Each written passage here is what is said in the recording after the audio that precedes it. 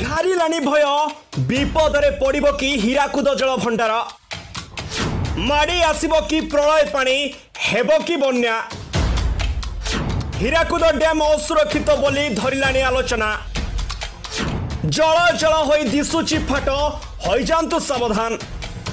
हाँ दर्शक बंधु एबे ओडिशा को माड़ी आसुची महा विपद सारा ओडिशा बुड़ी जीव पानी रे टिके एपट सेपट होई गले भाबिला बेलकू आउ किछि बाकी नथिबो बंचाओ बंचाओ बोले चित्कार सुबुतिबो हेले रक्षा करिबा पई केही भी आसीबेनी। हीराकुद जल भंडार को नहीं एबे एमिति किछि आशंका सृष्टि होइछि। ये केउ मालिका वचन नुहे कि शास्त्रवाणी भी नुहे, ये पूरा सत घटना आम आखि देखा कथा।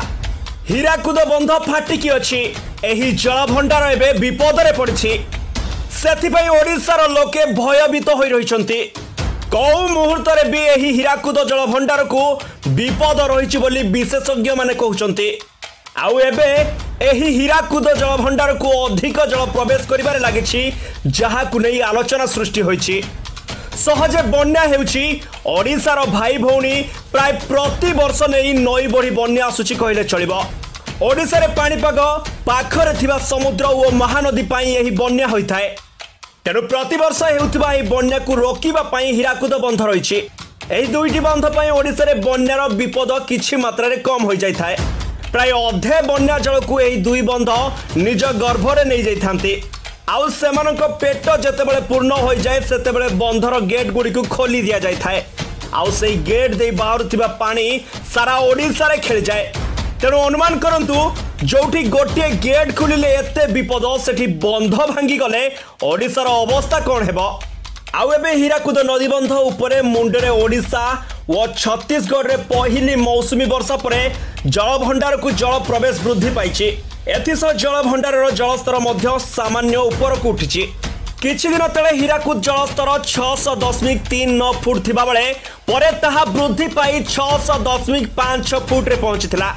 खरा दिन सारा हीराकुद जलस्तर निम्नगामी रहितला बेले चलित वर्ष प्रथम थर पई एथिरे वृद्धि देखिबा को मिलिछि।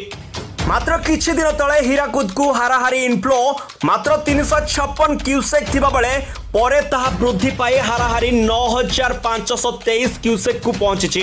कलमा बैरेज रे 9टी गेट खोलिथिबा बेले सेठारु 4000 रु अधिक जल निष्कासित होइछि। केलो डैम रो मध्य किछि गेट खोला रहिछि। प्रतिवर्ष एहार सुरक्षा पई पाखापाखि 2 कोटी टंका खर्च करा जाउथिबा बेले मध्य एहार ठीक रक्षणाबेक्षण होई पारुनी, ठीक समय रे मरामती करा जाउ नाही। सरकार एथिपई कोटी कोटी टंका खर्च करुथिले मध्य कर्मचारी माने मन इच्छा काम करुछन्ति। तेणु आगामी दिन में फाट को मरामती करा न गले विराट क्षति हेबार आशंका रही। Bureau report G7 Odia.